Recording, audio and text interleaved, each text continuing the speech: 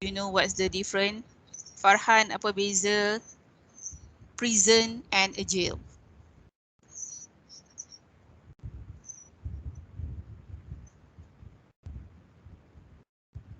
What's the difference? Apa beza dia, Farhan?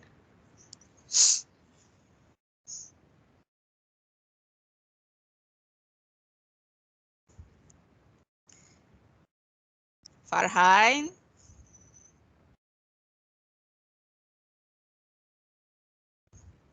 Tiba-tiba Farhan hilang. I think the What do you think? difference is the prison is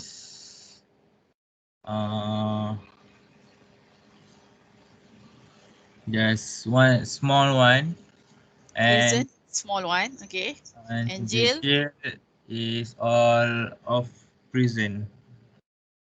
okay, maksudnya jail tu lagi besar daripada prison, is it? Okay, any other answers? Amal, what is your opinion? What's the difference between a prison and a jail?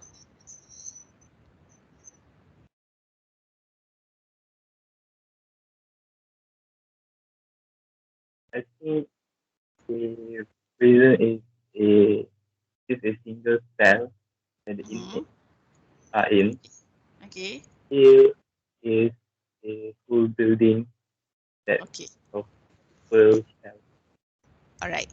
So the difference is when we talk about a prison and a jail. Okay, as you can see from the pictures, mana satu prison, mana satu jail, Nurin Batrisha? Left or right? Bahagian left.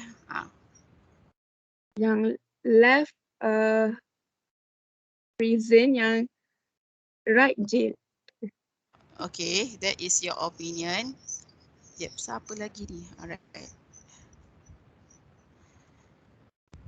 Okay, so when you look at the pictures, there are different. The first one when everybody is in one place, and the other one, as you can see, is for one person per room.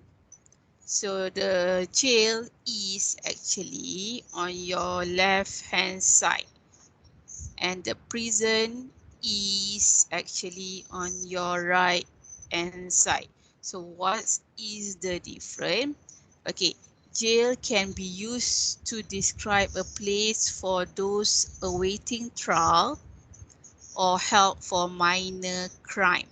Maksudnya jail tu untuk orang yang dia belum lagi dijatuhkan kesalahan tapi dia tak boleh diikat jamin. So in other word, dalam bahasa Melayu is lock up. Lock up selalu dekat mana? Where is lock up usually be? Hazrai?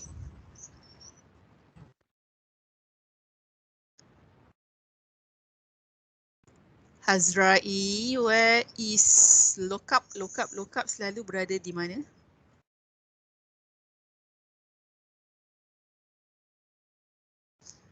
Okay, Hazrai ni pun lock up pun tak tahu. Okay, lock up usually is inside the police station itself, dalam balai polis itu sendiri. Untuk lock up tu untuk orang yang sedang menunggu untuk dibicarakan or dalam siasatan. Contoh contoh, as you know, the current one is your favorite Insta famous Safi Ilyas. So he is now in a jail. So dia berada di lock up sementara proses what we call that, proses soal siasat. Alright, meanwhile, the prison is a place for convicted criminals of serious crime. Okay, yang prison pula untuk orang yang dah pasti kesalahan dia, dah pun dijatuhkan hukuman dan dipindahkan ke penjara. But however, these two places are still not for you to enter. Okay, so here is our learning objective. The first one is to express and respond your opinion about army camp and prisons by using models, adverbs, and determiners with the given notes and supporting them with explanations, examples. Okay, next one is to organize, sequence, and develop ideas in 5 paragraphs on the topic about crime and punishment using the provided plan and notes.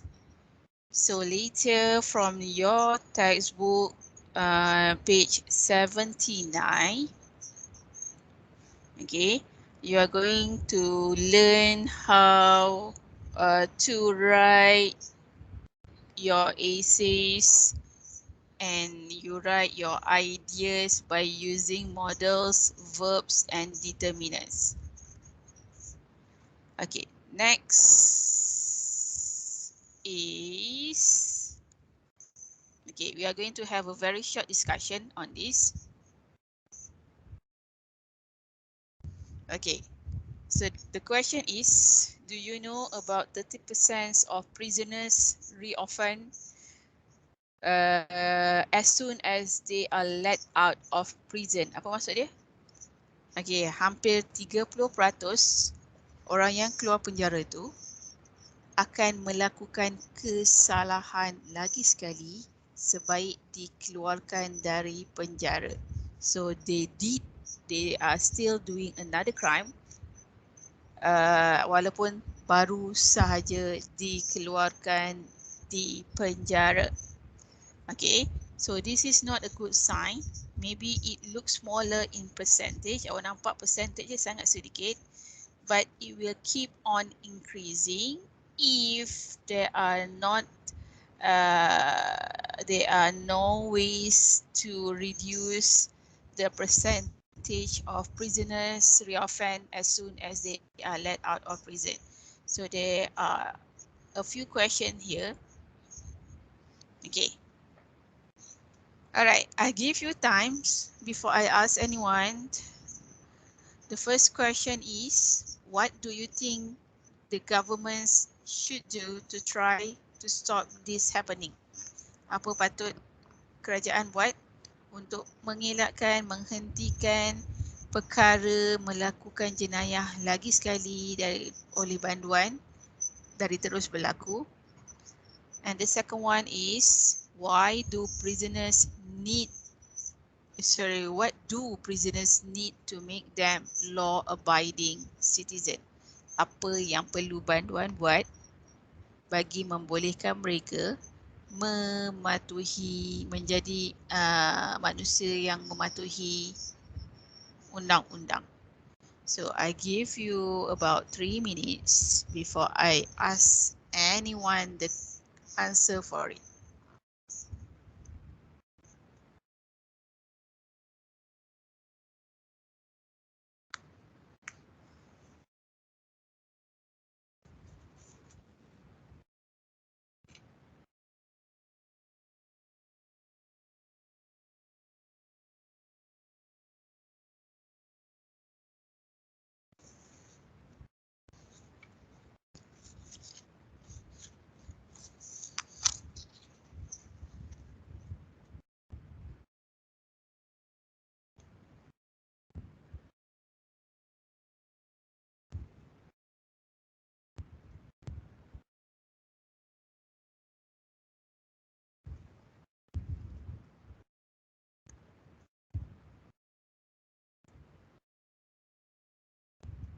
Okay, before I go into that question, this one is the simple question for you. Why do prisoners reoffend? Maksudnya, kenapa banduan melakukan kembali kesalahan? Okay, what is your opinion, Atika Umaira?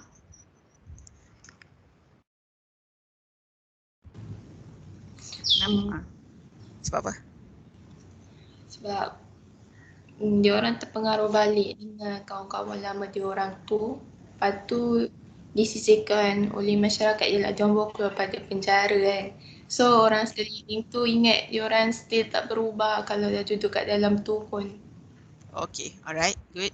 That is maybe one of the reason as we can say that the criminal history itself, it means that they still mix around with their friends, the criminals' friends that they have known earlier from the prisons. Okay, other reason would be the exposure to other people with criminal histories. Okay, sama je maksud dia dekat situ. Maksudnya dia masih lagi terpengaruh dengan kawan-kawan yang dia mix around. And the third one will be because of the mental health issue. Okay, kadang-kadang orang yang masuk penjara ni, kesihatan mental dia is not that good. Kesihatan mental tu is not really, bukan pasal gila je mental health concern, there are a lot of sicknesses related to mental health. Then bila awak masuk penjara, you won't get proper treatment, so when you out it's become worse. So the answer to this question, what do you think government should do to try to stop this happening? Fatihah Najwa. Teacher, can you hear me? Yes, of course. I think the government should help the prisoner to re-enter the society. How macam mana patutnya re-enter? Maksud awak government tu perlu buat apa? Macam mana nak tolong? Daripada apa tu nama dia? Apa? Kejap. Daripada communication skills. Supaya dia boleh mix around with society. Okay, alright. Thank you. Alright. Okay, one of the ways is giving former prisoners support. Maksudnya dia kena beri sokongan walaupun orang tu dah di luar, dah di luar jagaan mereka, pemantauan mereka, they still need supports from the government, especially when they wanted to enter the society back with the new life. And at the same time, the society should learn to forgive and to give them chance so that they are able to change their lifestyle bit. Alright, other than that, Anissa. Yes, teacher. Apa lagi kerajaan patut buat selain memberi sokongan pada mereka? Maybe government should do an education programs such as vocational training. Masa tu dalam penjara ke luar? Dalam penjara lah. Okay, right, good. Okay, in other word is, thank you, preparing prisoners for productive life, meaning that when they are in the prison, they need to have a lot of skills. Mereka perlu didedahkan dengan benda-benda yang skillful so that when they are out, they have these skills to start or to find new jobs. So meaning to say they need to have a very good course in the prison so that later the prisoners will be able to be independent to start their life back. Okay, last one. Last one, I would like to hear from Farisha Amelia.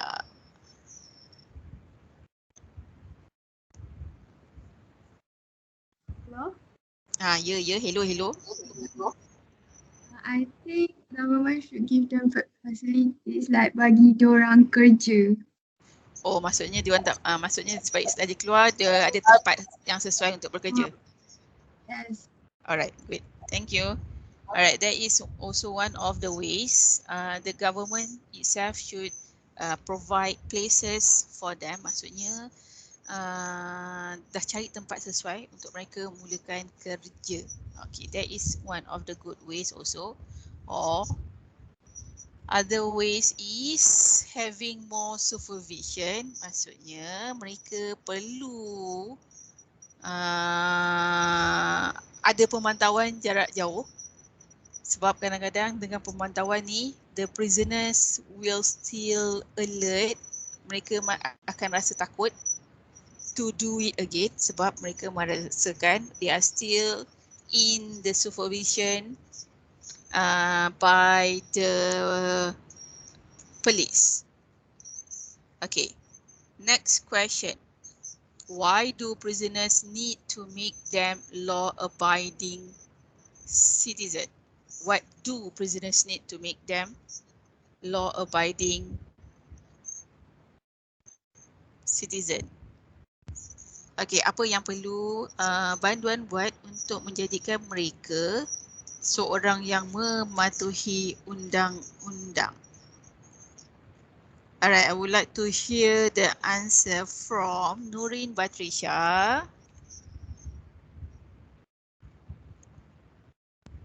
I think they need to learn from mistake on what they do in the prison.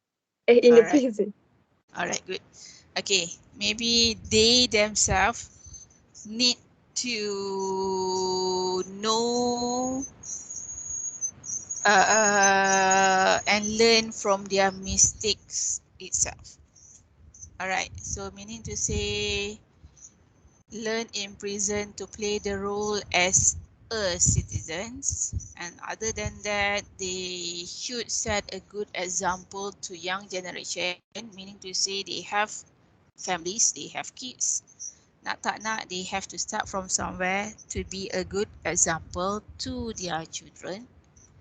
And last one, of course, they need to respect the authority and the society, the community. So that are some ways what can prisoners do to make them law-abiding citizens. Now, please look at exercise number 5. Okay, when writing your essay, it is important to make your ideas sound realistic and not exaggerated. Okay, maksudnya bila awak tulis karangan tu, pastikan idea awak tu realistic dan tak berlebih-lebihan. Alright, you can use models. Models tu such as could, can, may, might, shall, should. Siapa lagi masuk ni? Kejap, saya nak accept. Okay, you can also use adverbs. Awak boleh guna adverbs like sometimes, often, not always, or etc. Or determiners like some, many, most to achieve the same effect. Maksudnya awak tulis ayat tu nak tak perlu menggambarkan idea tu kena realistic by adding this word dengan menambah perkataan-perkataan seperti models, adverbs or determiners. So the exercise there, rewrite these ideas in your book, making any necessary changes to make them sound realistic or more believable. Okay, awak tengok ada 3 ayat dekat situ. First one, crimes are committed by people who need help rather than punishment. Number 2, prison life teaches people how to become better criminals. And number 3, young people achieve great things with help and guidance. Ada 3 ayat dekat situ. Tak, caranya awak hanya perlu menambahkan models ataupun adverbs ataupun determiners untuk menjadikan ayat tu lagi mudah dipercayai, sounds more realistic dan tidak berlebih-lebihan. Okey, contoh pertama saya beri. Okay, this is the first sentence. So how to make it more realistic and not too exaggerated? Ni crimes, ayat pertama, crimes are committed. Crimes tu menunjukkan semua jenayah. Okay. So in other words, you may change. Awak tulis pakai pensel je dekat situ. Awak boleh add dia dekat ayat-ayat tersebut. Okay. Examples are the answers for number 1. Okay, dia letak perkataan some. Some crimes are committed by people who need help rather than punishment. So, ada beza tak ayat pertama dengan ayat kedua? And then the second ways is crimes are sometimes committed by people who need help rather than punishment. Jawapan dia tu lebih kurang sama je dengan ayat yang diberi. Cuma dia tidak nampak berlebih-lebihan. They are more believable. They are not really exaggerated because they use the word like some. Sesetengah and sometimes. Kadang-kadang. Sometimes, selalunya. Okay, so that is how you need to do for number 2 and number 3. I give you 3 minutes. Try to give me other ways, cara lain untuk ayat tersebut.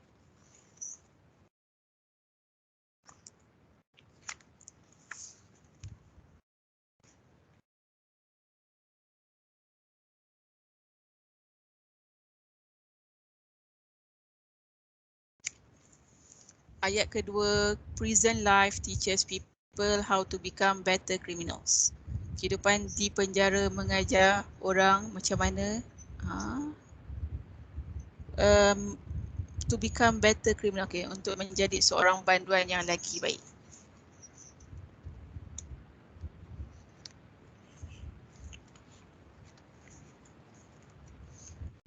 Okay, Aida Syaira, can you try to rewrite sentence number 2?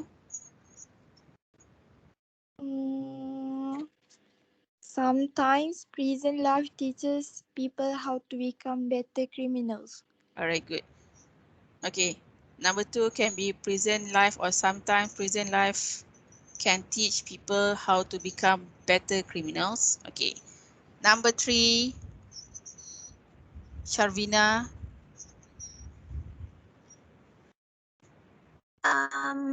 Some young people achieve great things with help and guidance. Okay, but before the word achieve tu, you can add, can you add any models?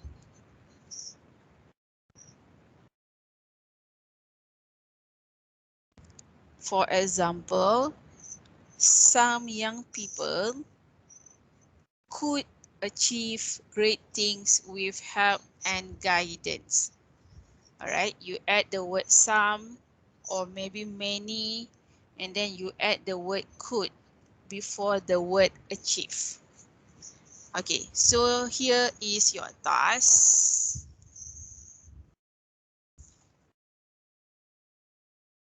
Okay, the first one, before you do the task, you need to look at the language bank there. ada perkataan yang tak tahu, you may ask me now before you need to do your essay. The word is break the law, commit a crime, turn to a life of crime, arrest someone for a crime, find someone guilty of a crime, minor or serious offences. Then the words prison is send someone or go to prison. Prisoners, cells, do time, education programs, and next is about army. Discipline, self-discipline, physical or survival training, obeying orders, skills, dealing with people, working in a team, communicating, learning alive, or communicating work skills, results, a sense of responsibility, a sense of right and wrong, self-confidence. Be proud of yourself, and last one is know what you are capable of. Okay, dekat perkataan-perkataan ni ada yang tak tahu tak? Sebelum I move to the other part, make sure you know all the meanings because later you need to use most of the words there to write your essay. Ada perkataan-perkataan yang tak tahu, you may ask me now before I go to the next one. Farhan, semua tahu? Hanis?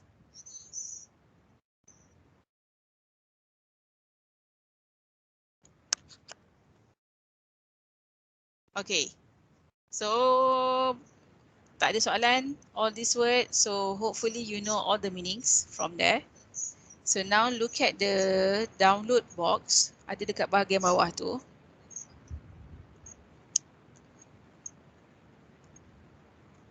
Alright, download box. Okay, this one is only a reminder for you. Avoid making exaggerated statement. Elakkan daripada buat ayat yang berlebih-lebihan. Next one, you have to use models, adverbs, or describe quantities to make your opinion sounds more realistic. And this one is the most important part because sebelum ni kita belajar dekat perenggan terakhir, you have to write perenggan terakhir by summarizing what you have written first. Buat kesimpulan dulu before you adding a comment. Adding a comment means you give suggestion according to the topic later. So awak kena ingat dekat perenggan terakhir kena ada kesimpulan dan juga cadangan. And if you can't think of any comment, you have to write something about what might happen in the future based on the question. So this is the question for you to do. Okay. Read this writing task and use the plan and the language bank to help you write your essay. So when you have finished your essay, check your work carefully. Okay, the question is, you have been talking about crime and punishment in class. Kita dah cakap tentang jenayah dan hukuman. Now your teacher has asked you to write an essay as part of your homework later. Write your essay using all the notes and giving reasons for your point of view. Okay, change bilangan perkataan tu between 200 to 250 words. Siapa tu? Syafina. Alright. The question is, some people say, sesetengah orang berkata, young offenders mean, what is young offenders? Syafiq, Mastul, what is young offenders?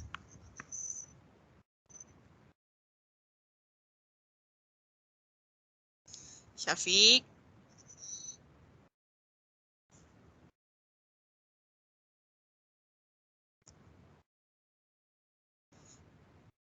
Syafiq.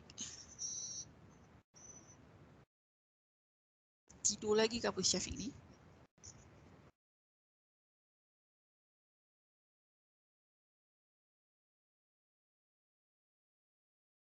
Alright, young offenders means orang muda yang melakukan kesalahan or juvenile. Kita panggil dia macam kes-kes juvenile. Okay, should be sent to an army camp for a while instead of being sent to prison. Okay, statement dia berkata, ada orang cakap, pesalah-pesalah juvenile ni patut dihantar ke kamp tentera daripada hantar mereka ke penjara. So, is this a good or a bad idea for young offenders? Okay, so now I give you time to think. Kalau awak kata good means you support the ideas of sending the young offenders to the army camp.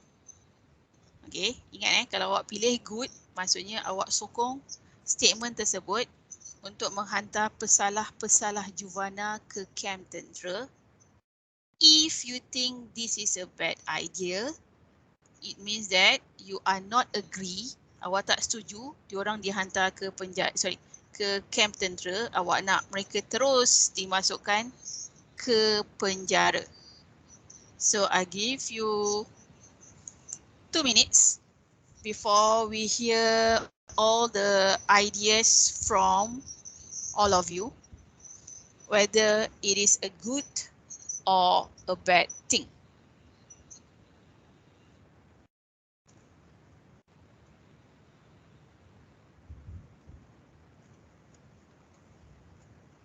Okay, we start from Sonia. Sonia.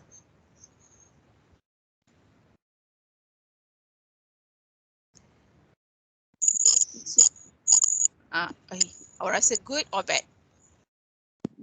I think it is good because mereka bila dekat kamp tentera mungkin diorang dapat rasa macam mana bekerja keras melalui aktiviti-aktiviti tu diorang akan rasa macam rasa macam bina semangat lah macam tu lah. Oh, okay, alright. So you choose good. You choose army camp, okay? Alright, Sonia choose army camp. Alright, thank you, Sonia. Alright, Shavina, what about you, Shavina? I choose army camp. Alright, what is the reason? Because more than giving a punishment, they can able to be independent and learn to work hard. Okay, alright. Thank you. Shavina also choose an army camp. What about you, Faris? Faris, do you choose the young offenders to go to an army camp or to go to the prison? Go to the prison. Sebab? Sebab mereka mungkin akan insaf dan tak buat lagi. Berbanding kalau masuk ke kamp tentera, mereka akan belajar banyak benda. Mungkin lepas mereka keluar, mereka akan buat benda yang sama. Okay, alright. Thank you. Alright, that is Faris' opinion. He chose to send the young offenders, pesalah-pesalah juvenile ni, terus masuk penjara. Tak perlu masuk ke kamp tentera. And last opinion, I would like to hear from Hazrai.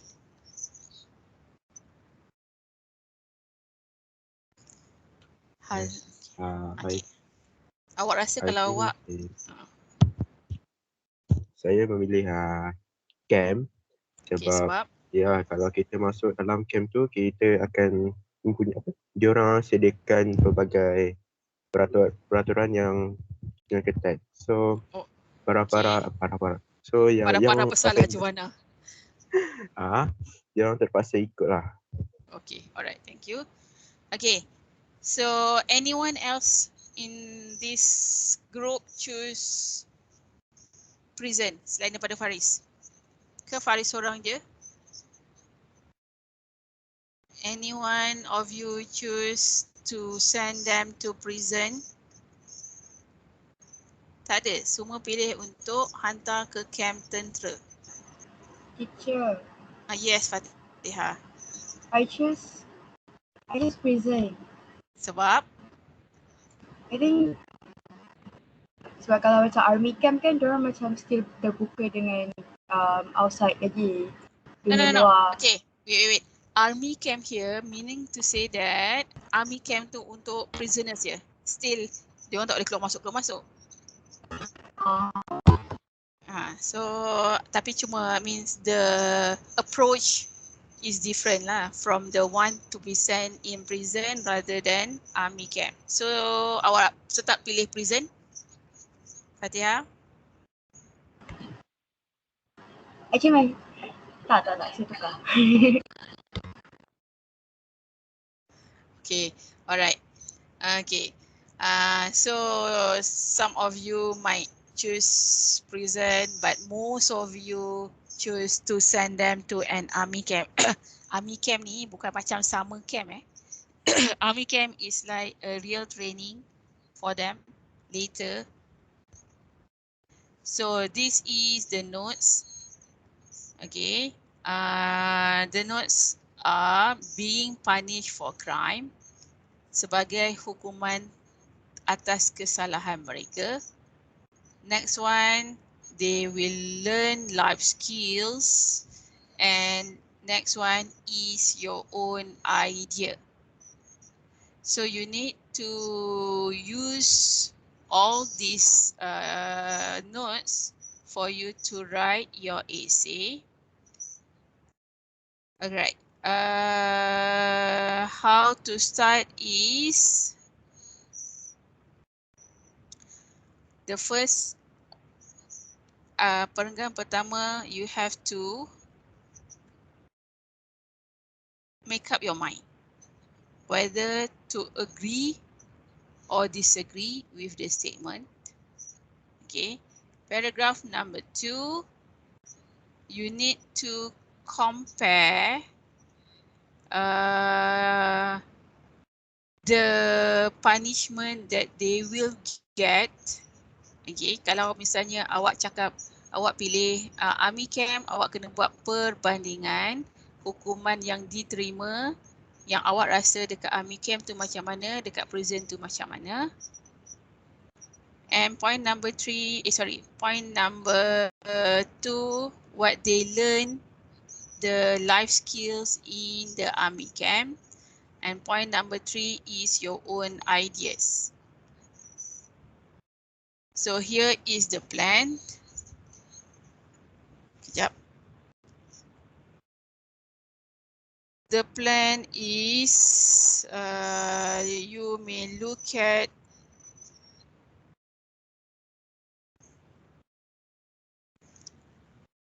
paragraph 1 is to introduce the topic and your opinion. Paragraph 2 is to make a point about punishment to support your opinion. Meaning to say that awak support opinion awak tu.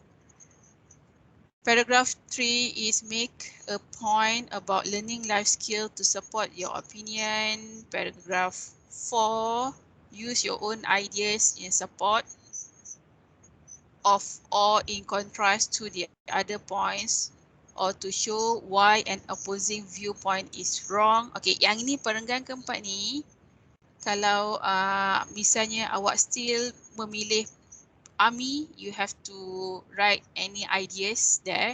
Tapi if let's say you choose to send them to prison, awak kena dekat perenggan 4 ni awak kena letak the whole paragraph menyatakan yang menghantar mereka ke camp askar itu adalah satu kesalahan, and the reason why. Kalau awak pilih army, you add on another benefit they can get from the army camp. Okay, last paragraph. Okay, summarize your opinion and add a comment. Add a comment means you give suggestion. So that is how you have to write your essay.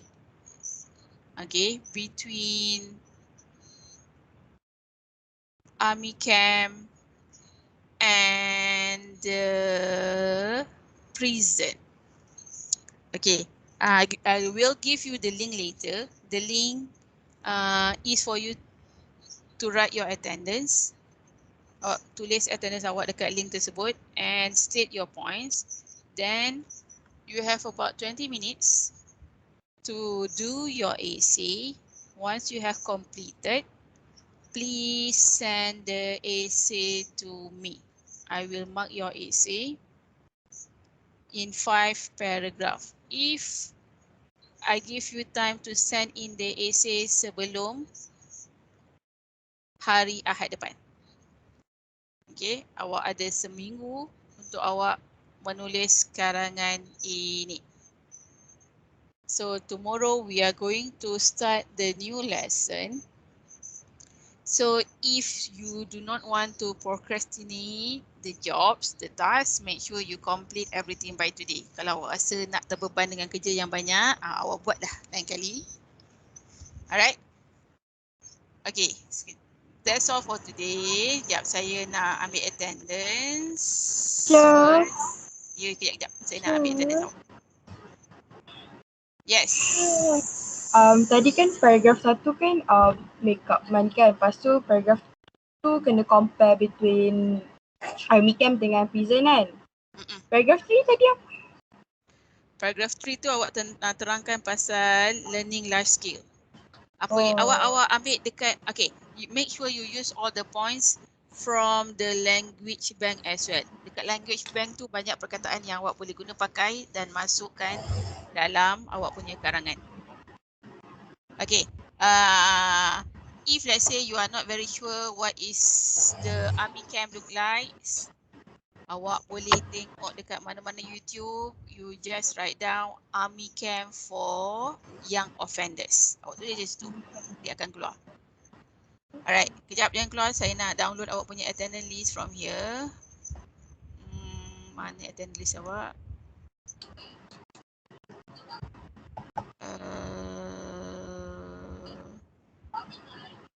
Alright, any other questions?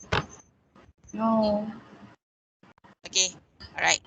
So that's it for today and get ready hari Ahad dan Isnin depan on time for your test. Saya rasa sains pun akan buat.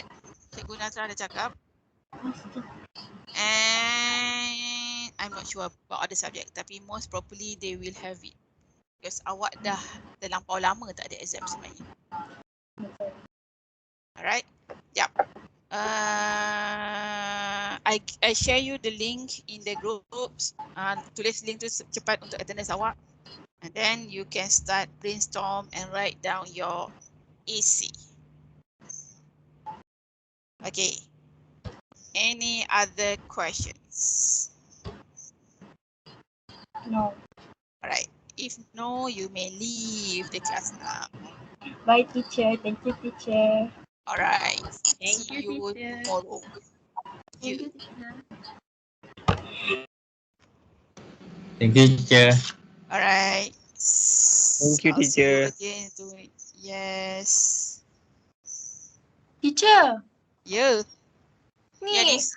yang teacher cakap yang what they learn tu masukkan dekat yang mana? Sebab first teacher cakap agree or disagree kan?